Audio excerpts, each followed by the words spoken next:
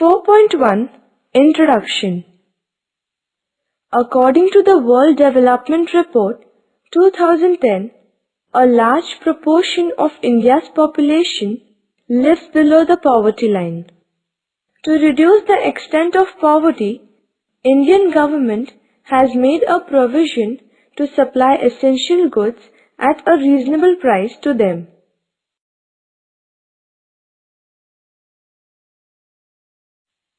(4.2) Public Distribution System (PDS).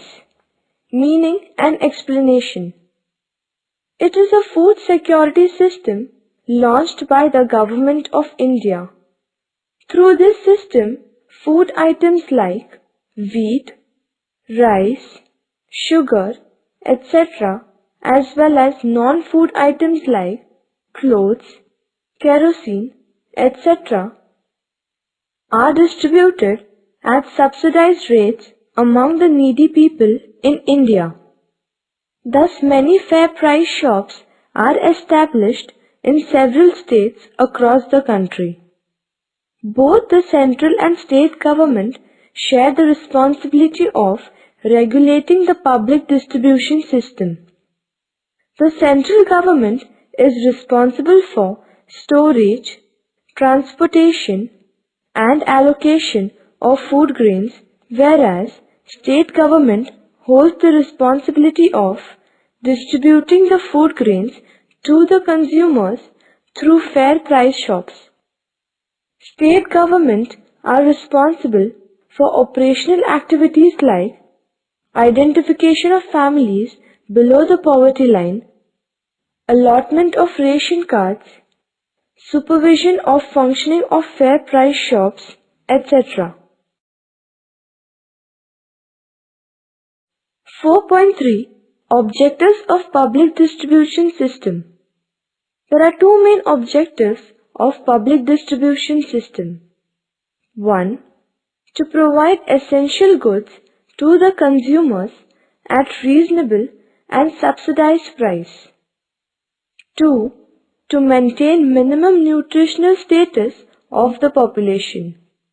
Thus, public distribution system helps to put an indirect check on the open market prices of essential goods.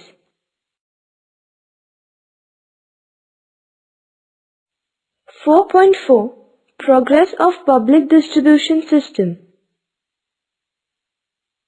Public distribution system has come into existence soon after the Bengal famine in 1943.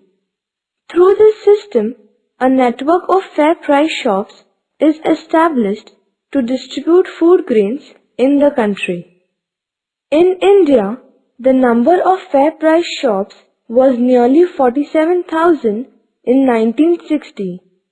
It increased from 4.58 lakhs in 1999 to 4.74 lakhs in 2002 and 4.99 lakhs in 2011.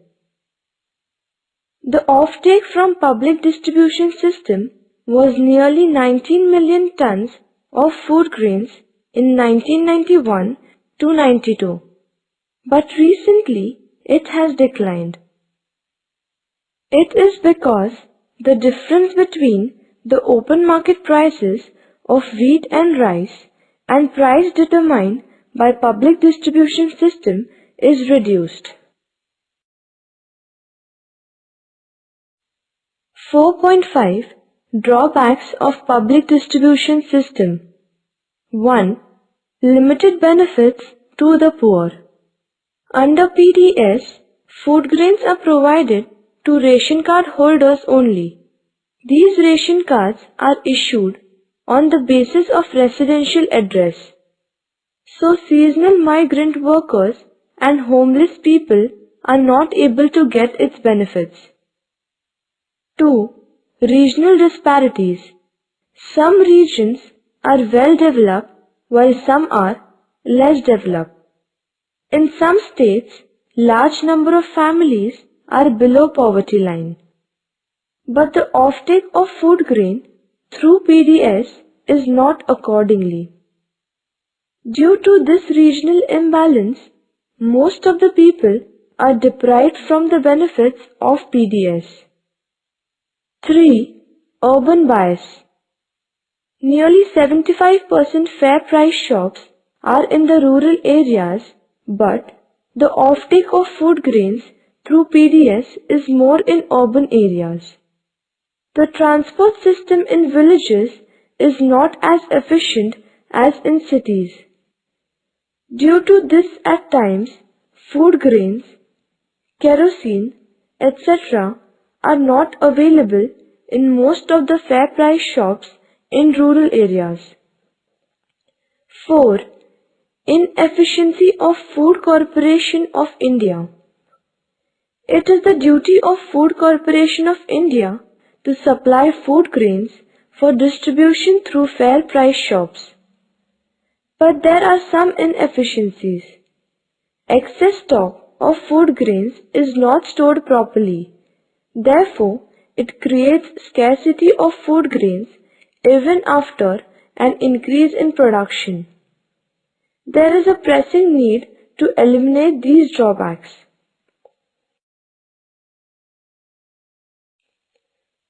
4.6 Remedial measures. 1. Food bank. It is essential to establish food banks and to modernize godowns in every state, so that food grain can be properly stored. 2. Extension of the coverage of PDS. The coverage of PDS has to be extended so that no needy person will be deprived from the benefits of PDS. 3. Restructuring of PDS. It is necessary to check various malpractices in PDS. Rationing officers must visit fair price shops frequently to know their problems. It is necessary to eliminate bogus ration cards by raids of flying squads. Cost of handling goods and transport cost has to be reduced. 4.7 Consumer protection. A person who uses or consumes goods and services is called as a consumer. A consumer is defined as a person who acquires goods and services for direct use or ownership. If the consumer acquires goods for resale, then he is not considered to be a consumer. The consumer derives satisfaction from consumption of goods and services, but sometimes they are not satisfied due to malpractices followed by the seller. A. Sale of adulterated goods. B. Sale of defective goods. C. Using false weights and measures. D. Hoarding and black marketing. E. Charging more than maximum retail price. F. Misleading advertisements. The consumers have to be protected from the loss caused on account of defective goods and unsatisfactory services. Consumer protection is a legal provision to ensure the rights of the consumer. Rights and duties of a consumer. In India, the Consumer Protection Act was passed in the year 1986 and it came into force from 1st July 1987. Food adulteration. It is a process by which substandard substances are added to food items by which its quantity increases but its quality decreases is called food adulteration. Some adulterants are visible like stones, leaves, soil, etc. Consumers can remove them, whereas some adulterants are invisible. For example, milk adulterated with water or chemicals, pulses adulterated by artificial colors, etc.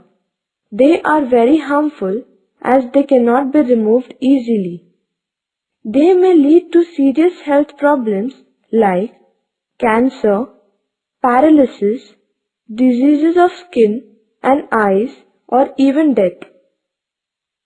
Food adulteration adversely affects the health of the society. It is a serious social crime. Therefore, it is a moral responsibility of all of us to restrict food adulteration for healthy and strong India.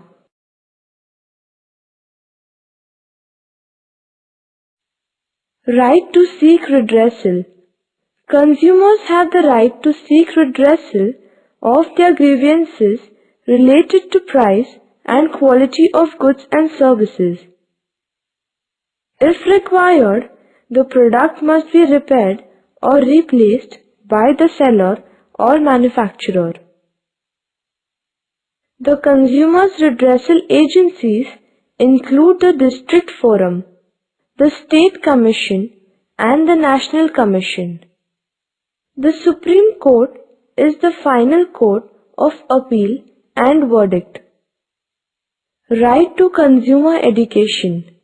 The consumers must know about the relevant laws to prevent unfair trade practices and to follow the procedure while making complaint. Right to clean environment. Everyone has the right to enjoy a pollution-free environment.